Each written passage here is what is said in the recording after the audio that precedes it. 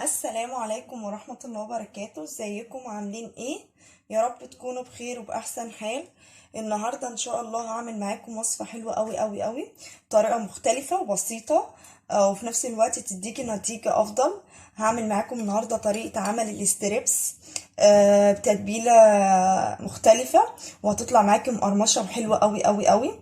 انا معايا هنا ستريبس، انا مقطعاه، كان صدر فرخه وانا خليته كده صوابع زي ما انتوا شايفينه اهو.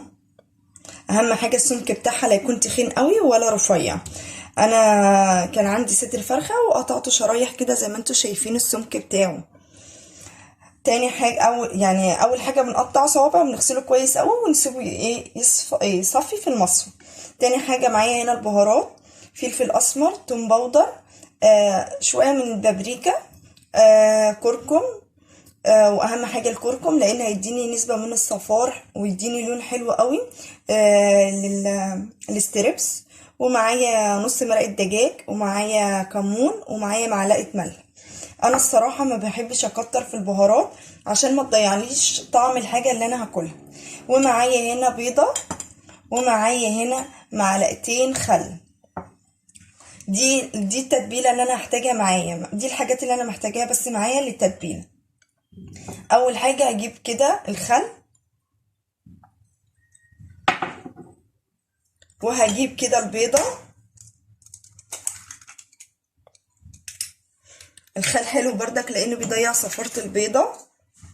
ومعايا هنا كده البهارات بقى، انا هحطها هنا كده كده مش هتفرق اصلا لان هقلب ده كله مع بعضه.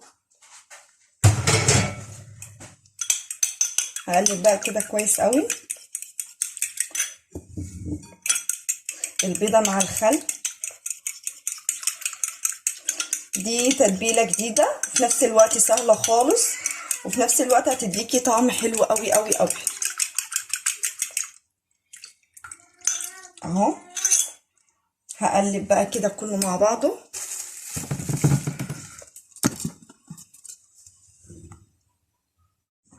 وهنا بقى كده زي ما انتوا شايفين بعد ما قلبت كده البهارات والبيضة والخل كده مع الاستريبس، القطع الفراخ الصوابع اللي انا عاملاها، هبدأ بقى ان انا اسيبها في التلاجة حوالي كده نص ساعة عشان خاطر تشرب مني التتبيلة وتديني طعم حلو.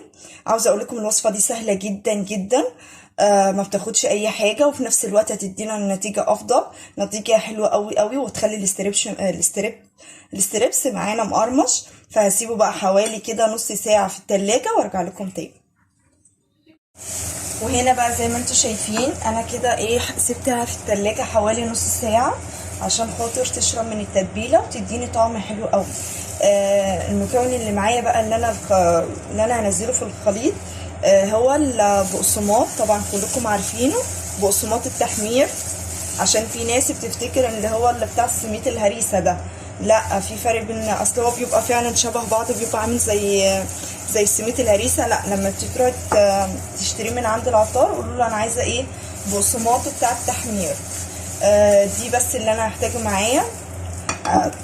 مش هحتاج بيضه ولا اي حاجه لان كده كده اصلا انا حاطه البيضه في الاستريبس، فانا مش هحتاج ان انا احط بيضه، هطلع واحط بيضه وارجع احط تاني. لا، انا هطلع على طول واحطه. يعني بصوا انا كده اهو طلعت قطعه معايا، هنزلها كده. هي كده كده اصلا بالبيض اللي فيها، هنزل بيها كده واضغط عليها عشان البقسماط يثبت معايا على الكفر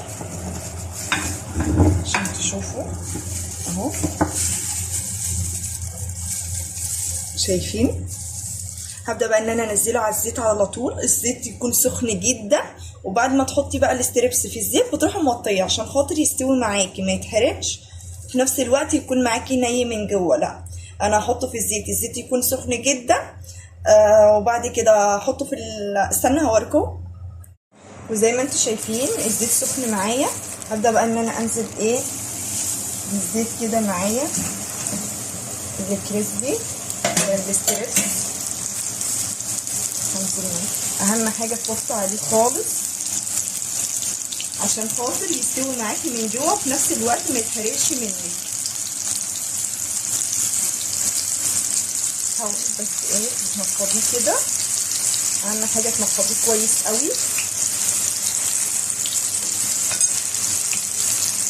واول ما ياخد لون كده اصفر معايا زي ما انتم شايفين كده، هبدا ان انا اقلبه على طول.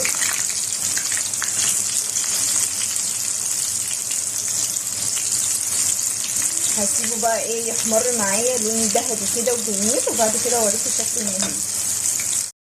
بسم الله ما شاء الله، زي ما انتم شايفين الاستريبس عامل ازاي، جميل جدا، شايفين ومقرمش وجميل،